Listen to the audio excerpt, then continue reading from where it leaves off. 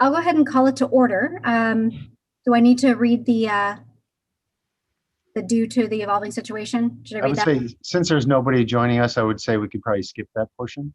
Okay, okay. I'm happy to skip that portion. Okay, items for discussion. Personnel, old business, recruitment for development services engineer is first up on the agenda. Yeah, I think we're underway on that. We have the recruitment out on the street, and I think the closing date is, well, the first reading is March 8th. Is that right, Bridget? That's correct. Open So until filled. Okay, so a week from today, we'll be taking a look at the first batch of applicants that we have. If we're happy with the batch that we have, we'll probably schedule interviews. And if we're not, we'll leave it open and continue to receive applications. You know, those types of open applications, you get fewer and fewer as time goes by, but they do trickle in. So Bridget, anything you want to add on that item? No, right now it's just a waiting game. Okay. Are we seeing some folks send in their application? Yes, I haven't had a chance to screen them. And oddly enough, we've been getting more for the senior engineer, which is great and unexpected. So we've had more for the actual development services senior engineer versus the supervisor position so far.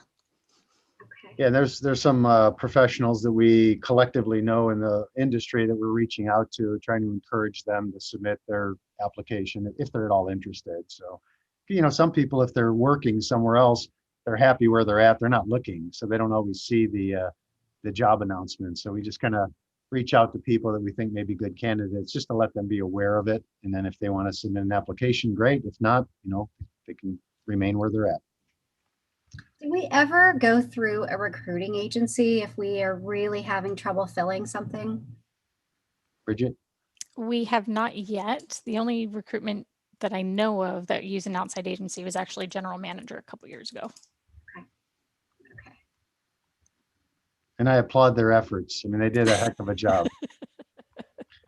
Let me guess. All right. So is that enough? Is that good enough information on that first item? Sure. Yeah. It's good that we're making progress and some folks are sending in their CVs. Okay. So the next item under old business is inclusive language. And Bridget, why don't you give the committee an update on where we stand on that? Not a problem. We have added non-binary to the voluntary demographic list. So it now says male, female, non-binary, and declined to state. We opted to not include intersex or trans male, trans female on the advice of our council, since those are directly related to medical conditions versus the non-binary spectrum. They recommended that we not include that. So, but that application is active and we have started using it. Fantastic. I think that's great news.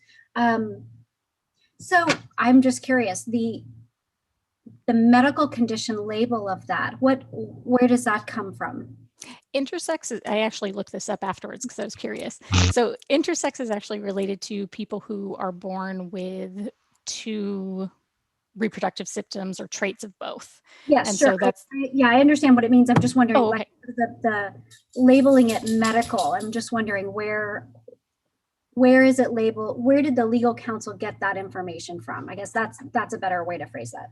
I think it's related to the physical characteristics. And so then that gives us information about their physical being that we wouldn't otherwise have. And that could be potentially just like if, asking someone what color their eyes are, for example. Okay. Yeah. The less information we have like that at the beginning of the process, the better for any questions if there were any. Okay. All right. Thank you for that. I appreciate understanding that. So non-binary is already on there and it's already being used? Yes. Great. Okay. Fantastic. Congratulations. Thank you. That's I think that's really important.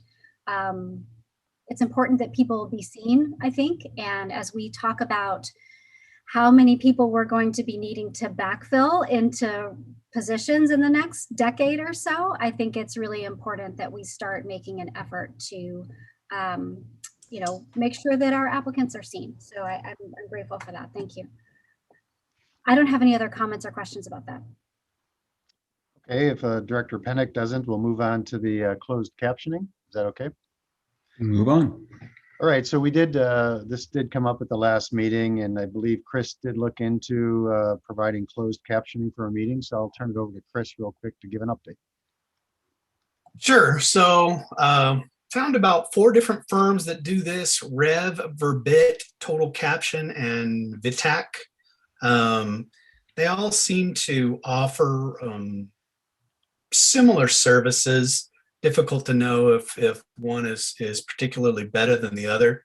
Lisa Urabi and I did do an interaction with Verbit, partially because they got back to us and coordinated a session. And during the session, they actually had the closed captioning on while we were in the meeting with them. And it seemed to me that it worked pretty well. There's a certain amount with the sales staff of pushing what I would call an upsell, to try and get you to get more stuff, or to frighten you into purchasing larger and more services. Quite often in this field, I guess they call it CART, like communication access real time. In the CART field, they'll offer the online closed captioning, but then typically a lot of things that come with it are the transcription. So they'll provide like a transcription after the fact. And if you can imagine, right now I'm talking, so the transcription service knows that I'm talking, so puts down myself, and then it knows when another person, board member, staff member, general manager, it knows who's talking because you've all logged in with a separate login, and it provides a transcription. And not that that's specifically valuable, but it might have some valuable to the executive secretary, administrative secretary that do the minutes of these meetings, to be able to determine exactly who said what versus listening. Sometimes people's voices sound the same, and they're kind of listening to a recording. So there might be some enhancements with that. Further, they also one of the portions of AB 339 is to do those translations into, I think, the 10 commonest languages within your service area. And quite a few of them offer that as well. Just for like the closed captioning and the transcription service, that worked out, depending on how many hours you can commit to a calendar year, to anywhere from $1.47 a minute to $1.20 a minute. Sort of depends on what's going. Any one of us can do the math on it. Depends on how you want to work it out. But if we have 2 board meetings a month, maybe 2 hours a piece, maybe 3 or 4 committee meetings, maybe those are 1 hour. I don't, the committee meetings and the board meetings are gonna vary, but it could come to 11,000 a year. And if AB 339 is basically, at this point, it's pending. It's not been written into law yet, because it's budget season. If we want to budget for that, I think this is a good time to put it in the budget for the board to make a decision on that. If we wanted to, Verbit's willing to give us a session, and not clear if we wanted to do this during a committee meeting, or if Glenn would prefer to have it internal as a staff meeting for him to try it first. I'm not clear, but either way, I could coordinate something like that. Yeah, I think that would be helpful to do, Chris. We live in a very acronym-heavy industry, so I'm curious as to how well these services would handle acronyms and, jargon. I think Verbit staff explained that you could essentially kind of give them like a glossary, and it can learn and understand that and keep track of those kinds of things. So it could be, I should have asked, can the acronym in turn be translated fully into the word? And I sort of think it can do that. Okay. Thank you. That's really interesting information. I I learned about AB 339 just, after we had already started talking about this. And the conference that I was listening to where someone mentioned it, I'm sorry, that's the dog in the background if you can hear, you can hear her. One of the people that was sort of an insider suggested that the translation part of it would be a sticking point for it to pass. So I'm not, for whatever that's worth, I don't know if there's a lot of veracity behind that, but the translation part does seem to be something that is, that would be difficult for, at least small agencies to do, translating that into, the 5 most populous languages that we have in our area. But it is worth noting that this might be coming down the pike anyway. And, I can see the value of the translation, but I don't know that we would need to bite that bullet right away. Maybe we could try to pilot this and see how it goes. And I appreciate all the legwork that you've done, Chris, in putting all this together. One thing that I noticed just the other day, I did my Water Wednesday broadcast, and I broadcast through StreamYard and Facebook. And so I broadcast through StreamYard, it runs on Facebook. And as I was watching the replay, it was auto captioned. And I didn't pay for that because Facebook is free and StreamYard, I have the free account. So somehow it was auto captioned and it was pretty good. I mean, it sure kept track of every time I said which was a little embarrassing, but it's there may be other ways that are less fancy to do this, to just provide the service.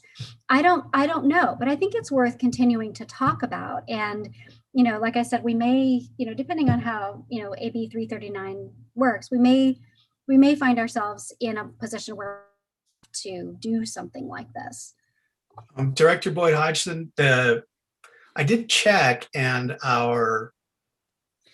this isn't live, but when you watch our board meetings on YouTube, you can hit the closed captioning on it, and it'll, YouTube makes an effort to provide the text that people are speaking. It's pretty good. I checked it out. I watched even old board meetings and even the committee meetings back when there was no Zoom back in the day. They were just audio meetings, but it still came up with captioning on YouTube for our committee meetings with no Zoom to it.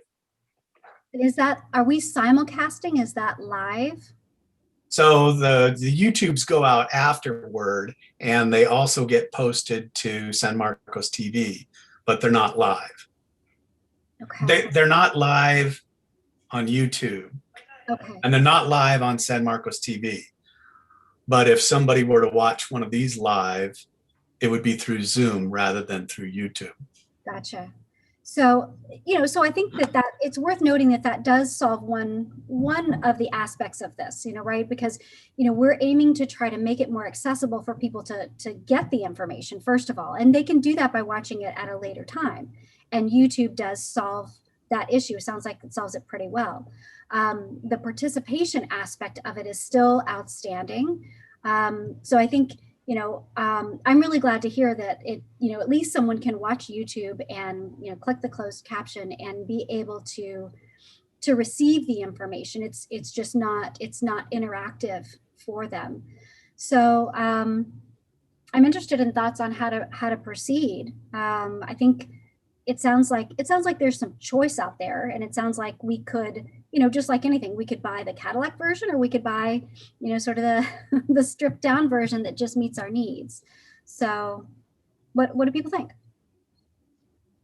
I think it would be helpful to maybe do an experiment. And if you guys are willing to be the guinea pig, maybe at the April P3 committee meeting, we could try either one or multiple technologies. I don't know if you can have multiple technologies for the same meeting, but we can't get locked into one particular technology because normally we do some kind of a competitive recruitment or solicitation, but you can get a free demo clearly. you just don't want to go too far down that path that you've locked yourself into one vendor. So if you guys are willing, I'll work with Chris and we'll schedule something for April. That doesn't mean we may try something at a staff level before then to work out some of the bugs. And then kind of our first real demo pilot project would be at the April P3 committee. Does that work? That works for me. There's no deadline on this, right? It's still just conceptual. Pending legislation, yeah. And it'll take a while. And Glenn, just so you know, I didn't prompt Chris on that translation information. I knew nothing about it. It was going to be my idea. I was going to patent it and make $1 million. There you go. It's too late. Like, Depending on how much I charge, you might be able to still do it. Yeah. All right. Anything else on closed captioning? All right, we'll move into workplace safety training. I don't know if there's anything more we need to talk about. I know we discussed it at the last meeting, but Bridget, is there anything we need to add on this one? Not unless directors have any questions. Do we have a timeline or dates? Did you already send that to me and I missed it? I think the schedule or the graph, the planned schedule was sent to Glenn. I'm not sure if it got to you, but we can definitely, I think, share that. Yeah, so we'll have to, I was trying to coordinate it with some of the more comprehensive, not just workplace safety training, but there's a lot of other training that the directors, some they have to take and some it would be a good idea to take. Director Boyd Hodgson, when we met last week, I think I mentioned we're part of that district of distinction, and the more training each of the directors and the general manager get, the higher levels you attain. So I was trying to compile that all into something to send to all of you because it's a lot. There's a lot of training that goes on out there, and I don't want to piecemeal it and have you sign up for something which would conflict with something else you would have rather signed up for. So I think it'd be best to throw it all out at the same time, and then we can work with you to schedule you for whatever training you feel is appropriate or may be required. And some of it, I think in this world, almost all of it's available. It's just electronic training. There's no in-person thing. So. Okay. That sounds great. I mean, having it all sort of in one schedule, I think it would be optimal. That way we can sort of plan out. That would be helpful. Yep. Okay. How's the dog working out? No, she's a great dog. She really is. She's very, she likes to be close to people. She's about 40 pounds and she would rather be in my lap right now. So yeah, that's a lot of dogs. She needs a playmate. I have one for her. I have a 60-pound chocolate lab who desperately needs someone to play with. Yeah. I'm just going to let her out right now. So just give me a moment. Okay.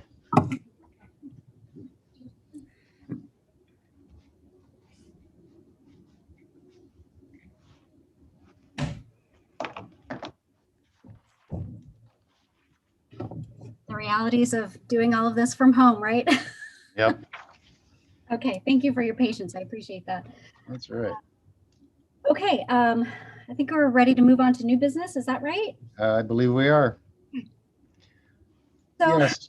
the interest behind this, so I attended, I've been trying to attend conferences and just absorb as much knowledge as I can. And something that has come up in a couple of different places is, and Glenn, you and I have even talked, or General Manager, you and I have even talked about this, that, over the next decade or so, there's going to be a lot of people retiring, people, that are, that have served the water board for a long time in different capacities. And so my question is, how are we planning for that? And is there a plan to sort of to fill these positions? And so that's the purpose of this, is to just kick off that discussion and start thinking about putting something in writing and on paper so that we can, have a plan to do that, so that we're not caught with a lot of people that have vital positions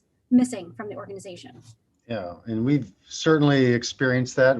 It's already started, and I think it's only going to accelerate in the years to come. The titling on this says a long-range staffing plan.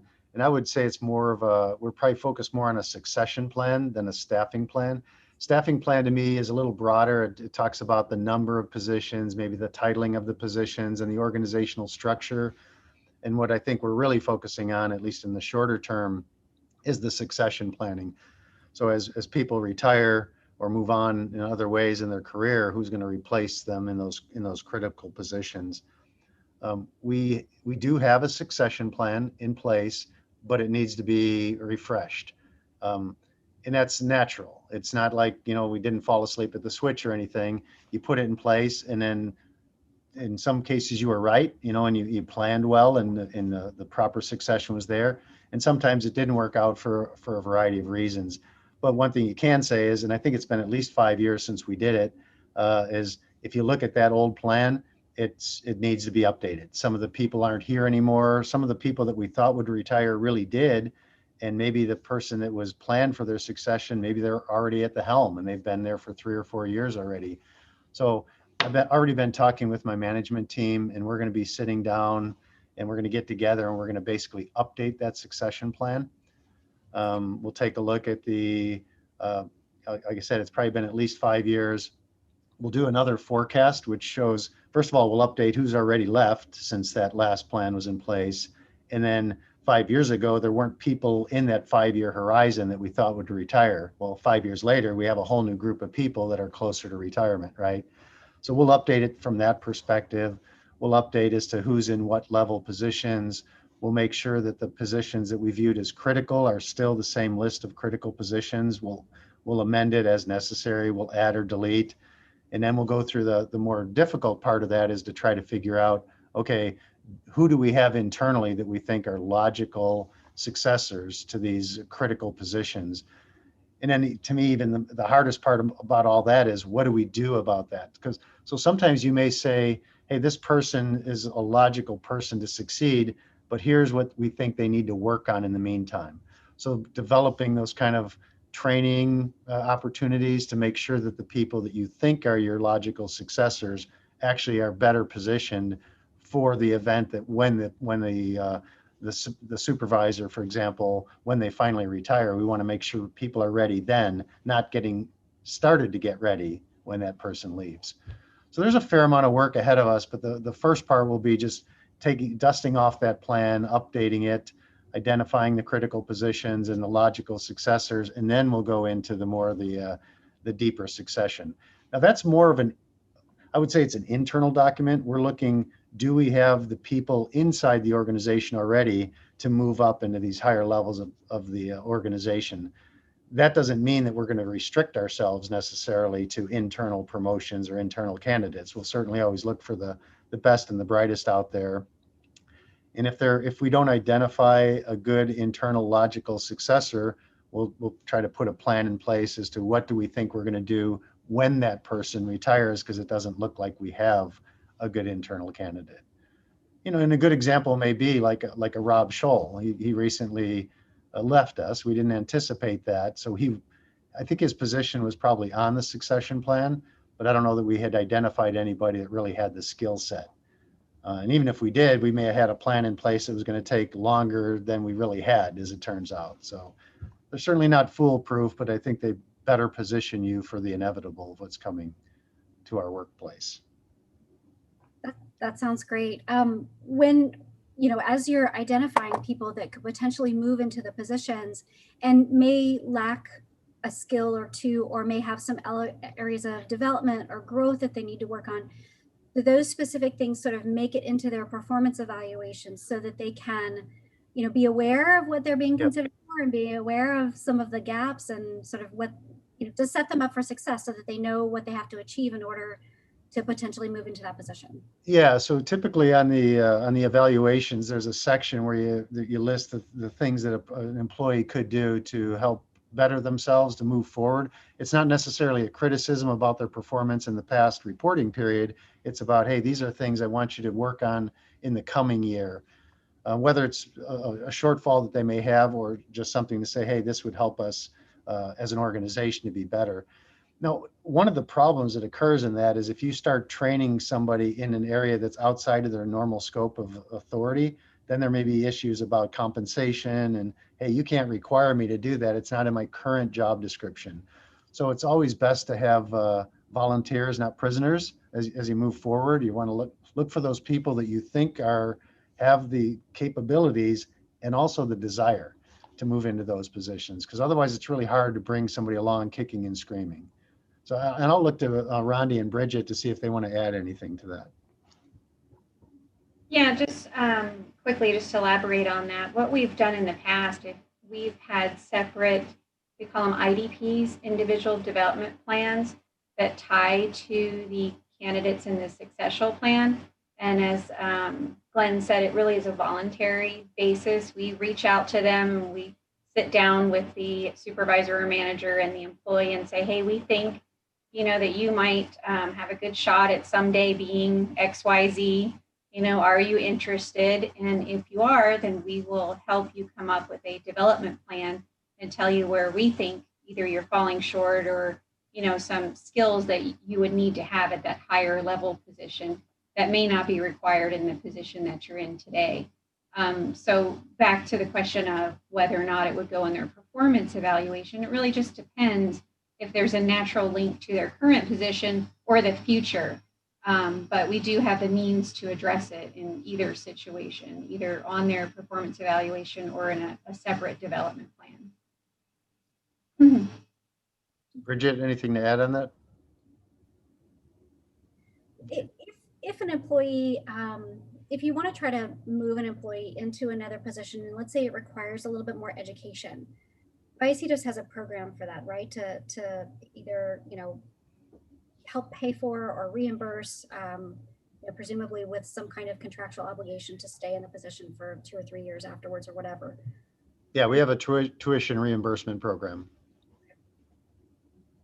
Okay. What's a reasonable timeline to sort of sort through that and update it, do you think? I think by the April meeting, I think I can sit down with the managers and we can come up with a refreshed version of what's on there. We need to be careful how much we share. This meeting is a public meeting, right?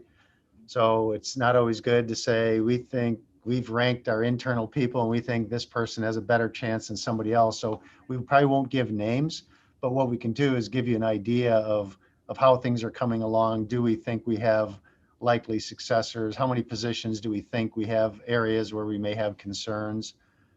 But I think within a month, and I'm kind of looking at Rondi right now to see if she agrees, but I think a month is a reasonable amount of time. And then the trick will be trying to figure out how much we can and can't share in a public setting like this. Understood, and I appreciate that discretion. Okay, well, great. Nodding yes, and looking at Bridget like, yeah. We can. Okay, well, that's fantastic. I was expecting it to take months and months and months. Well, we'll present something in April, right? It may not be everything. We may not be done. We're not going to have these individual development plans prepared, for example, but I think we can have an updated chart. We can take what the chart that we already have and refresh that and then give an idea. We can let the committee know what did that exercise show? Do we have glaring weaknesses or are we in pretty good position? But we can guarantee to come back in April, can't guarantee exactly what we'll be showing. Well, thank you. Any other comments about that? I don't have any other questions. I think we're good. Okay, I think we're ready to move on to public awareness. Yeah, so there's 3 items on the old business. So, and I'm going to turn it over to Chris. It's kind of the Chris Robbins show here. Chris, is there anything you want to update on any of those items? So the San Marcos Promise, we're already signed up for that. It's from March 22nd through March 26th. They're asking for us to have like a virtual booth, kind of a showcase of each organization. And from my conversations with staff at San Marcos Promise, it looked like the students are doing this after school, so it's not during school. So it might make sense for us to have like a different staff person each day, have a 1 hour time slot Monday through Friday where they actually interact with students, and there's different staff members that I would recommend talk to the students. Some of them, Glenn, may require some OT. I think some of the collection staff, they're just really good speakers. They could really talk to a student, and they get out earlier than some others, and for them to hang around from 4 to 5 to do that, there might be a little overtime with it. But I think that'd be really good to have different slots where we have different staff members, construction or collections, customer service, engineering, and then public info. I think those are some of the different ones that can actually spend an hour talking to the students. And I think that's the thing that they're looking for the most. We can also put up some videos of the work we do videos, so students can look at those. I mean, those tie in perfectly. They may want some handouts for the students to be able to download, and maybe some of the job classifications that Bridget has, and even the pay scales. All of our pay scale is public info, and let them know exactly what we get paid, and maybe even our benefits packages, so students can see that as well. There's other things that we'll upload, like we got all those professional photos done to show what the crews look like when they're out in the field and staff look like when they're working in the office. I think we're going to have a really good showing. Do you anticipate these are going to be mostly high school students, or? Yes. Okay. So I am in touch with someone that was just elected to the school board, and this was sort of independent, and she was talking about the San Marcos Promise and set me up with Lisa at San Marcos Promise independently. So I'm wondering, is there a way that that I could participate, even just sort of showing up and just being a fly on the wall, or something like that? As General Manager Pruitt and I have talked about, trying to get kids interested in water, to try to set them up and be interested in these types of jobs is really going to help us. And that involves like partnering with educational institutions. So, I've been in touch with folks at SMUSD, and I've been in touch with folks at Palomar. So I would like to participate. I'm just not sure exactly how. I don't want to be in the way, but I would really like to help or show up in some way to sort of promote and get this started. So I think certainly. And the other thing is they may have extended hours beyond what I would typically have staff do. Staff typically are out of the office at 5:30. The most late ones would be until 5:30, but they may have this future fair run into the evening, and if you're interested, maybe one of those slots later in the evening or something like that. Okay. Are you the person that would be scheduling all of that? Yeah. Okay, maybe we can just talk offline then, and if you need a slot filled, just let me know and I'll show up. Certainly. And I think anytime a board member comes, that adds a lot of gravity to the event that we have, so that the welcome to have. One thing I would say, every time I see our staff members present, and I'm talking mostly about our field people, I'm always just so impressed, because these are people that by and large they've never taken classes on public presentations, or they've never really been asked in their professional lives to go present in front of groups. And we throw them in front of these groups of kids. So they may be elementary school kids, they may be high school kids, which can be a tough crowd, or maybe even interns through the CWA program. And I'm continuously impressed with how well our folks do and how well they relate to the customers, young and old. So it's really impressive. And Director Boyd Hodgson, just want to give a little sneak preview. At the April meeting, I'm going to bring in a gentleman, Mr. Bill Dean. I talked to him over the weekend to let him know, who has a program that he works with school-age kids, primarily elementary school, but all the way through high school. And that's exactly what he's trying to do, is to generate their interest in the water field. And he has a new program he's trying to get some support for. So I'll be asking you to place that on the agenda in April. So yes, we need to work with the school districts, but I think there's other groups out there like Mr. Dean's that we can kind of leverage existing organizations that are out there to help us get the word out. Because I think we all have a very common purpose to help raise people's awareness and kind of point them in a direction of a future career opportunity. Right. Thank you. Okay. I will make sure that that gets on the agenda. Yeah, and when you draft it for next one, I'll remind you if you forget. General Manager Pruim, as long as we're talking about items for the April agenda, would it be okay to, I've had an idea, or I heard it, I don't remember. Dawn McDougall, our Meadowlark supervisor, she's pretty close to retirement, and the other building, the building B, is named after one of our former staff, I think, or board members.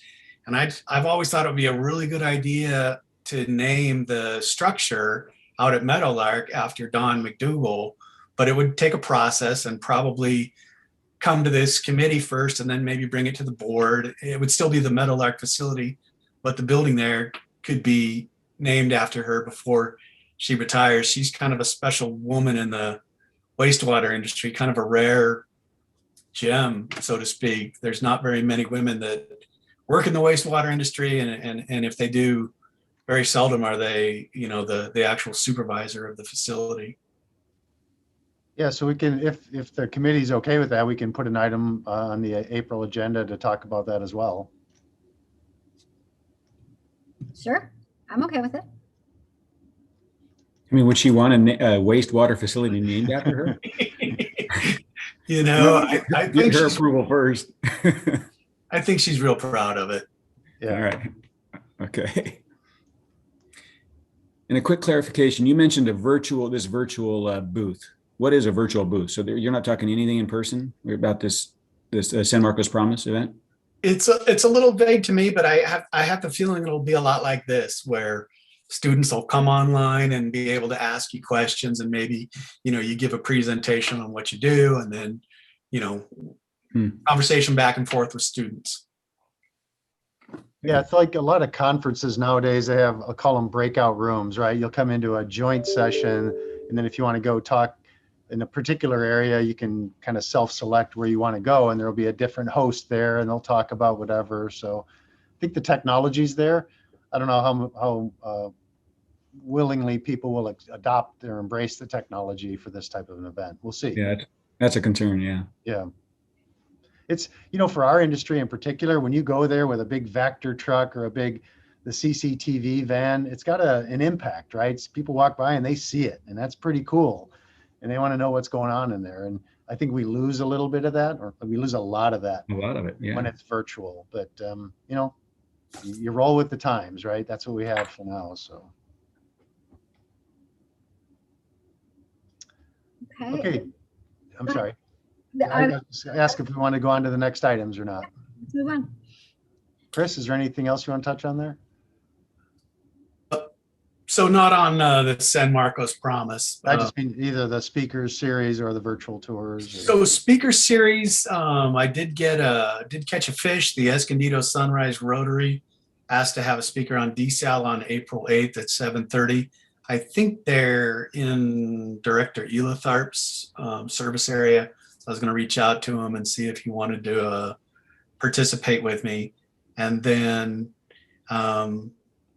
my thought is to see how that one goes, and we can then either push for virtual speaker series, or it's getting to the point where people are starting to get immunized, and I think things may change as the summer rolls around. So I'm up for direction on, do we want to push for virtual speakers tours, or do we want to hold off and then hope that we can do these things in person?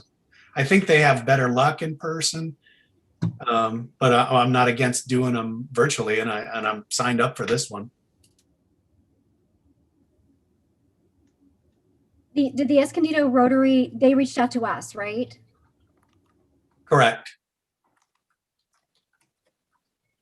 You know, I think we should take advantage of every opportunity that presents itself, you know, to speak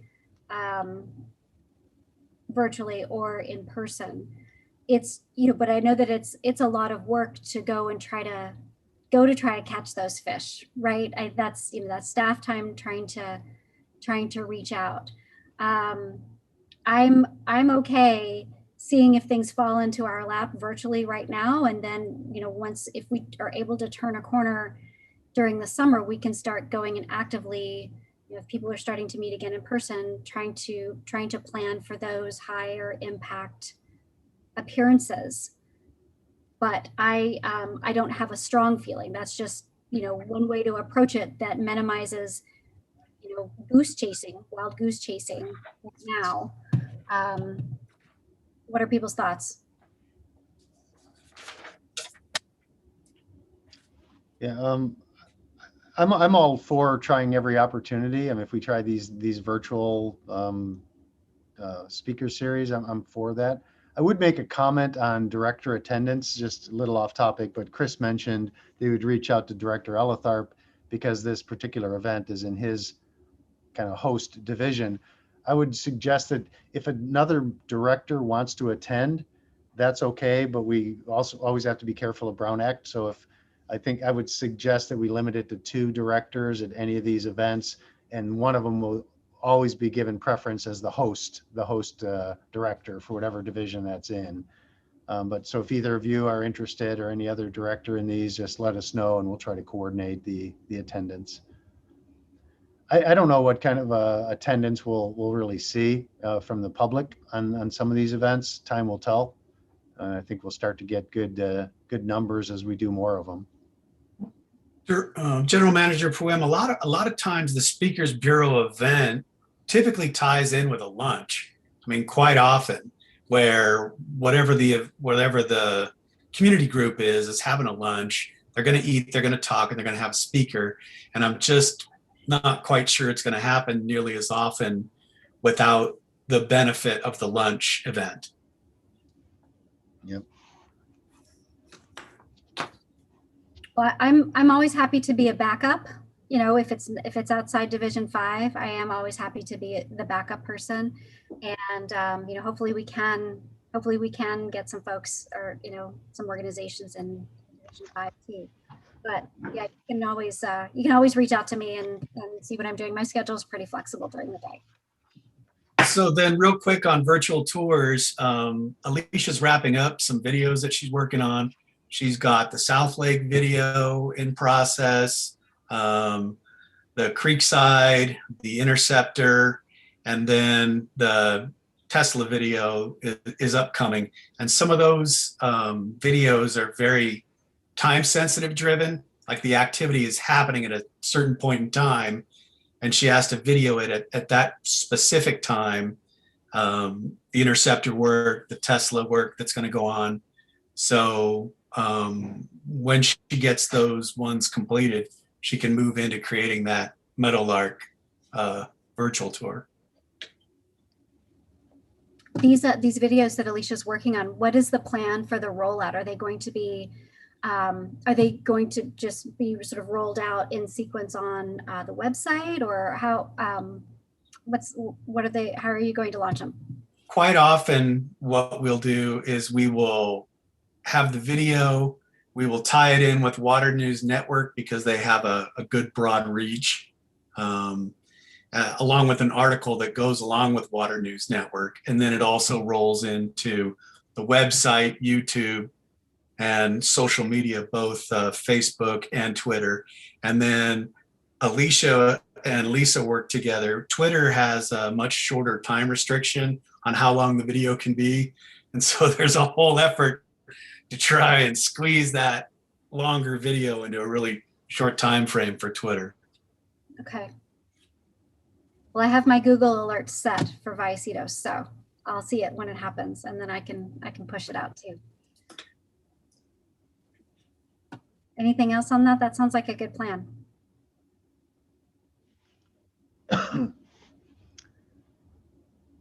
Okay. Up next is policy, old business. Yeah, so last time we met, we talked about our effort to update our ordinances, resolutions, practices, policies, all of these things. It's going to be a long-term effort. In this last month, we focused on coordinating with our IT department to try to provide the public with better access and searchability of our ordinances and resolutions.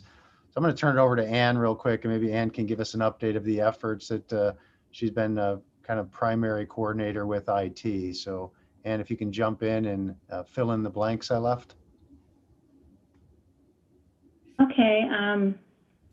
I think everyone's kind of aware that on our website, you can go and look at a listing of ordinances or resolutions. And up until the work that Daniel's been doing recently, all there was the number. And I don't know if there was much information after that. And he's been working on trying to get a description and a date in there as to when the document was adopted. And so he's trying to do as much of this as he can do through a workflow process. So it's done automatically by the OCR scanning process. I'm not a IT person, so I don't really know how to explain that the way he would. But anyway, and I've been going in and manually going through the documents when the OCR process doesn't pick up the information correctly, or maybe the description wasn't very good in there, something like that, or there isn't an adoption date. For instance, there's a couple where an ordinance is not available. It was lost or something back, 30 years ago or whatever. So all we really have is a number, and that's about it. So anyway, so we've made it through all the ordinances. I finished that up on Friday. And so we're going to start working on the resolutions. And there's over 1,500 of them.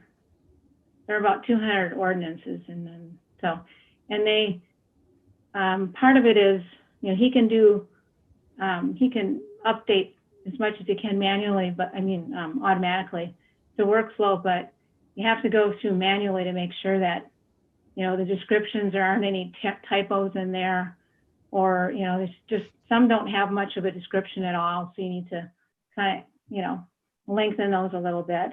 And then our next big thing is we got to figure out how we want to show things that are inactive and active ones. And we'll have to have a discussion on that at some point.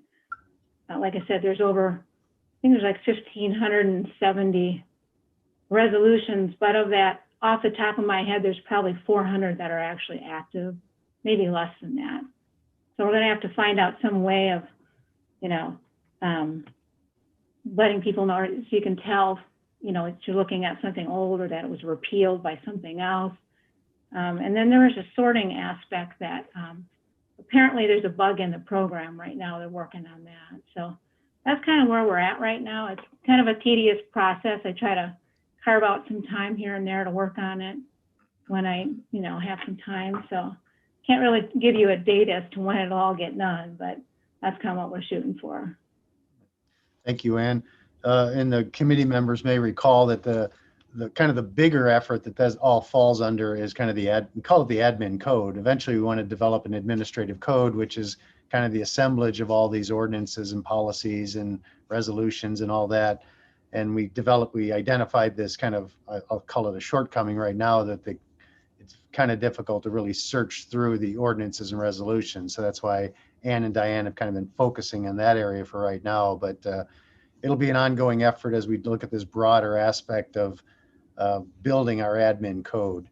And it'll be a district-wide effort. I think there is a core team that'll identify where we need information, and then we're going to have to reach out to those groups. For example, if there's a finance section we need, the core group isn't going to develop that. They're going to go look to the finance department. So we're going to pull them into this effort. So it'll be a significant effort district-wide, but we'll make slow, steady progress as we go along with this ability to effectively search through ordinances and resolutions was I think, pretty important.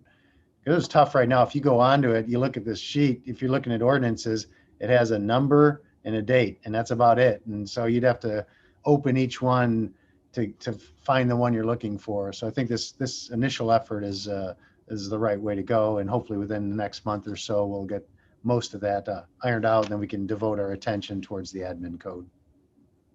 Yeah, thank you for that work. It does sound like it is tedious.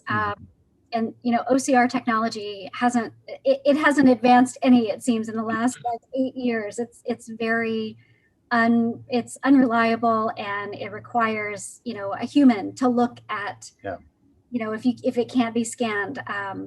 So a couple of questions. If the resolution is inactive, instead of writing a description for that, can we label it inactive? That might save some time. Secondly, are we going to get an intern anytime soon that might be able to help with this? Yeah, I don't think we've talked about getting an intern on board yet, but it's certainly something we can consider. Once we have the kind of the process ironed out of what we're doing, then it's a little easier to plug in the intern and say, here's the list of things that you will be doing for us. I like your suggestion about the inactive nature of some of them, and I've talked that over with Ann and Diane. We don't need to spend a lot of our time working on something that's no longer active. And I'm more familiar with the ordinances than I am the resolution, but quite often a more current ordinance completely replaces a previous ordinance. So what's the point of spending a lot of time describing what the old one was? But the old one exists, and it's depending on how old it is, it's a little easier with the more recent ordinances to do things like OCR. If you look at some of these old resolutions and ordinances that were done back in the 50s, the legibility is very poor. In OCR, you're not going to get the optical character recognition to convert that. So do we want to devote the staff time if it's already been superseded? Then I think that's the gist of the question. And we'll have to make those judgments as we go forward. But I think I've neglected to mention it earlier, but that's one of the things that Ann and Diane are doing. We're kind of developing a matrix for each of these, and one of the columns in the matrix says, has it been superseded? And if so, by which ordinance? And then you can kind of work backwards and say, how far back do we need to go before something hasn't been superseded? And at least it helps you focus your efforts in the right areas. Doesn't mean you won't, as time allows in the future, you may get to all of them eventually, but they shouldn't be the highest priority. The ones that have been superseded shouldn't be your first priority. Absolutely. It sounds like that's a great, smart work. Yeah. Okay, I think that's it for that item, unless you have any more questions. And we have a new business item. So, the impetus behind this was, again, I attended a conference and there was a general managers panel, and they were talking about some of the things that they had done, which sounded like a lot of the things that we at Vallecitos have done in response to the pandemic to try to keep people safe, but still make sure that we're providing for our customers. So I wanted to throw this out there as sort of a kickoff discussion of, at some point we will turn a corner and we can look back on all the planning and all of the pivots that we had to make at Vallecitos and think about, what worked really well, what looked great on paper, but maybe didn't quite work out the way that we thought, and try to figure out, what would we do again, but differently, and what would we do again if and when we are hit with another kind of situation like we're in right now. So that's the purpose of this. It's just to get us all thinking about that, and sort of try to figure out how we can take all of these learnings before too much time passes, before we forget, and put them into some kind of documentation form so that we have a blueprint, 5 years from now, if we need to do something like this again, if there is no institutional knowledge of folks that are still around that said, oh yeah, we did this, that, and the other, and it worked really well. So again, it's succession planning, but it's also, while we're still thinking about, while we're sort of turning the corner with this pandemic, how can we codify this if it needs to be codified, or how can we make sure that we remember the things that we've done? Yeah. Okay, yeah, I think we certainly have learned a lot, and I think it more, I would put the title of a continuity of operations as kind of the lessons learned, right? So we need to figure out how do we operate despite, these whatever may be thrown at us. And I think we're making great progress, and I think we'll, put COVID in the rearview mirror in the not too distant future. But unfortunately, I think we'll be quick in the future to go back into this. The next time there's any kind of a mass uh, infection of anything, even before it's determined, I think the government will be quick to pull the trigger and say we need to start quarantining people immediately. Um, so we need to be prepared, and I think so. I think we're doing a lot of things. I think Director Boyd Hodgson, to your point, we probably need to start documenting that stuff, and whether codified is the right word for it or not, but we need to document it. I was just on a phone call with Matthias, our IT supervisor, this morning to talk about what have we learned and how would we be better prepared from a technology perspective if this were to happen again. And I'll just give you one example. Uh, right now, people who are primarily office dwellers, they typically are provided with a desktop computer, right?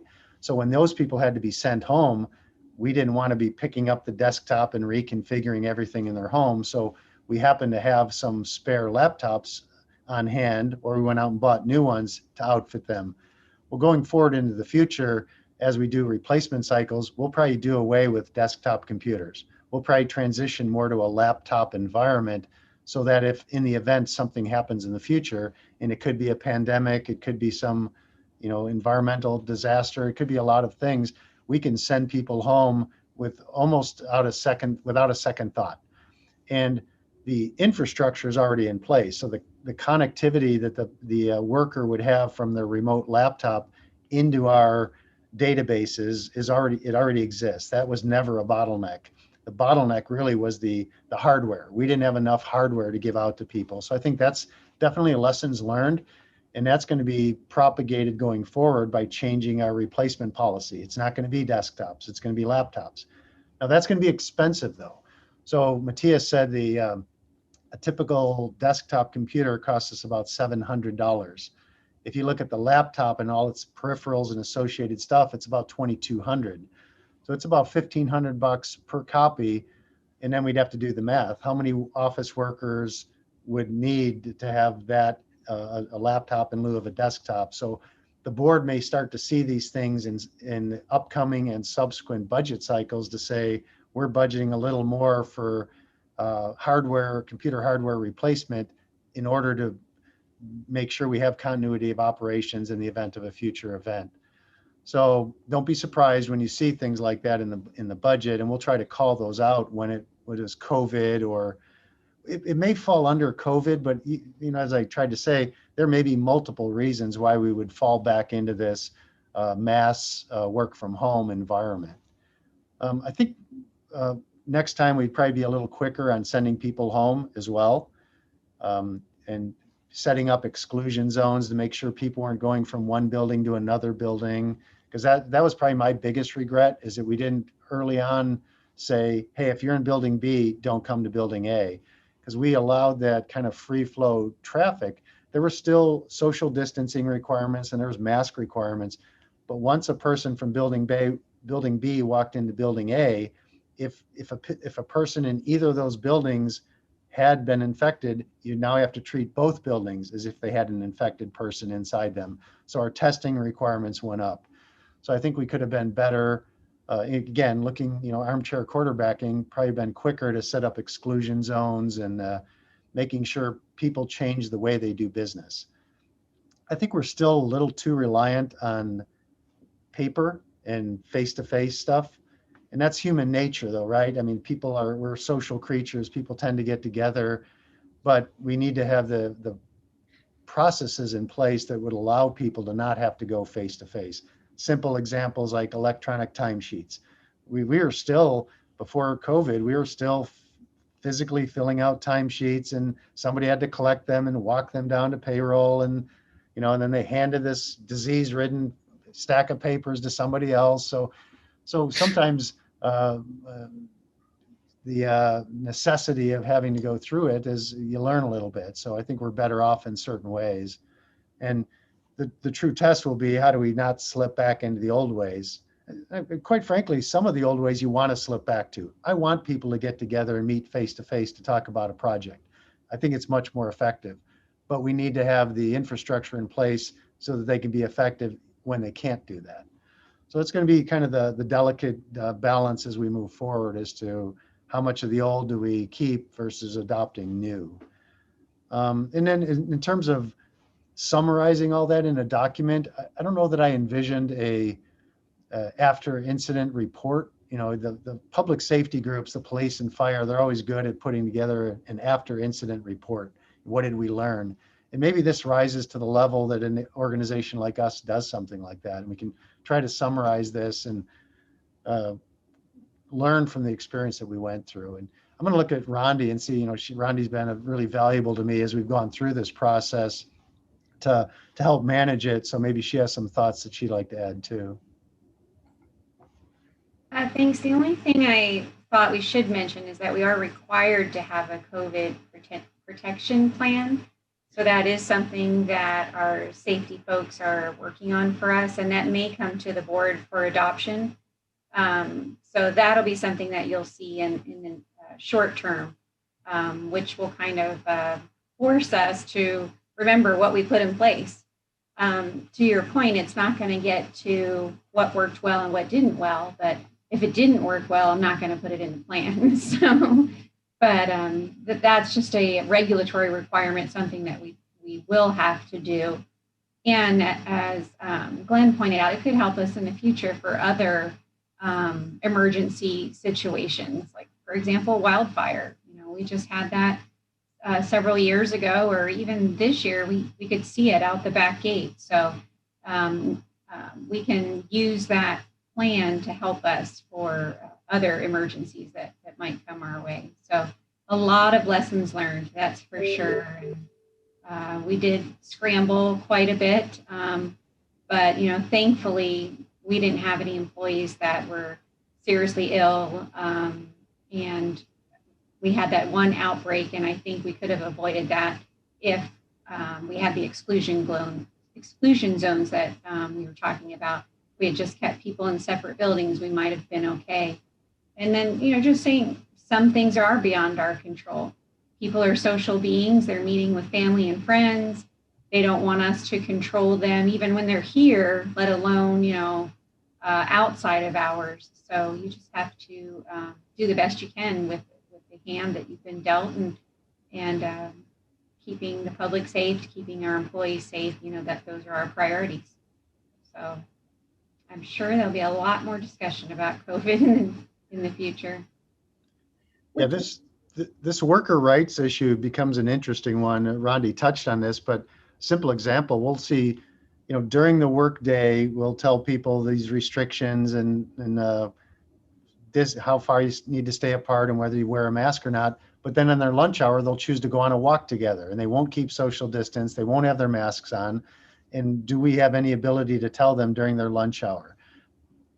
Which normally you'd say no, but then when you know that they're going to be coming back into the workplace, and so it's raised a lot of issues, and some of them have been some interesting conversations with the staff members that we felt were violating kind of safety protocols. But I think you learn things as you go through events like this. One thing in other events that may happen, and Rondi mentioned the fires, but the whole public safety power shutoffs, the PSPS that the SDG&E does, if there's high wind warnings, they'll shut off power. When we have generators here, but it doesn't power the whole building. So we've had times where if it's going to be an extended public safety power shutoff, we just might as well just send people home. And if they already have their equipped laptops, at least we'd be sending them home and they can do productive work as opposed to just being sent home for the day. So anyway, back to you. So I think that, you know, to your point, General Manager Program, you know, finding the balance between what we take going forward as sort of an advancement in the way we work and the things that we, you know, sort of harken back to. I think that there's a critical balance there. And I think that, you know, when we think about enabling people to work in a more flexible way, that benefits not just people during COVID times, right? I mean, it helps, it helps women in the workforce who, care for children predominantly. And if there's a kid that's sick at home, it's usually the mom that stays home.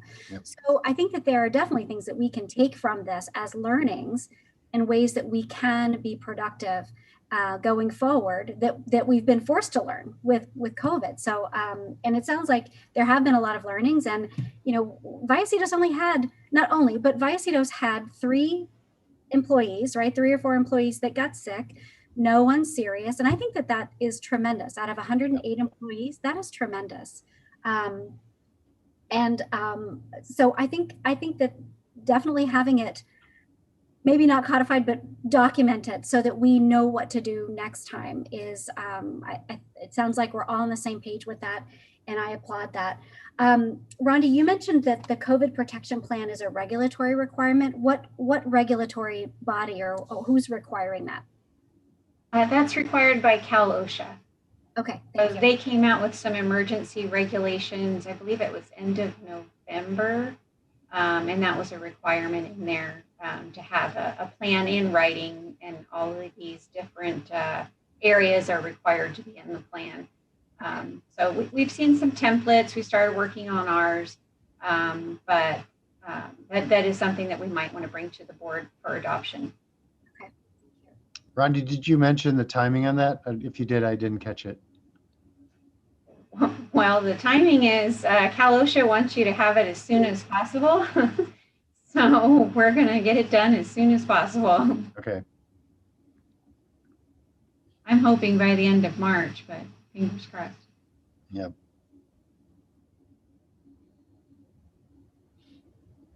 I don't have any questions or any more comment about that. I think it's wonderful that there's already something being worked on, and it'll facilitate the next time we run into something like this. Yeah. And just for the committee members' benefit, we've been having conversations, Rondi, myself, along with Bridget and Tricia, who's our risk management person, about when we're going to start bringing more people back into the workplace. We still have very few people in the administrative building, Building A. We're probably going to be tying most of the people's return to the tiers, the statewide tiers. And the statewide tiers suggest that in the purple tier and in the red tier that you have remote work. But as you start to move into is it orange and yellow are the next two, then it's more just as they encourage you to do telecommuting. So as we get into those orange and yellow tiers, we'll probably be bringing the bulk of our workforce back in a phased approach. I quite honestly, if you look at the way the numbers have been progressing, I think we're going to start opening up pretty quickly. We're already meeting the criteria to be in the red tier on the positivity rate, not quite so on the case rate, but I think within a week or two, that'll be there as well. And with the summer and people going out, weather improving, people going outside more and the vaccinations happening, I think things are going to improve pretty drastically. So, maybe by midsummer, we'll be back in regular operations. That's my goal. Thanks for that update. Whatever regular means. I'm not saying that, it's not going to be the way it used to be. There will be some kind of permanent changes, but more normal than we are right now. Okay. Anything else on that one? Or are we ready to go to item 4? I'm ready. Okay. Yeah. So next meeting date, it's April 5th, and we already have mentioned a few things. Chris mentioned that one item be on the agenda. I'm going to bring Mr. Dean. I think there was an item Rondi and I talked about, a possible website redesign that we may want to run by the committee members. And then whatever other items Director Boyd Hodgson wants to put on there, and we'll cobble the agenda together for the April 5th meeting. Great. We've got a lot going on. Yeah, it's gonna be busy. I think you'll really enjoy talking with Mr. Dean. He's very, very passionate about what he does, and he's taken these kids. Most of them are like 5th and 6th graders. He's taken them to national conferences, and they've presented at national conferences mostly on stormwater. But he wants to take what he's built on stormwater and apply it to the water and wastewater worlds. And I'd like us to be kind of a guinea pig or a partner with him as he does that. Yeah, I think, you know, there's a lot to be done to try to get kids interested in water, and you know, they're going to be the ones that all of this stuff falls on to try to fix. That's So true. we got to get them involved. So Yeah. thank you. All right, well, great meeting. If there are no other comments, then I think we're all set. We're good. All right. Yeah. Okay, we're adjourned. Thanks, everyone. Thank you all. You. Bye-bye. Good discussion. Thank you, everybody.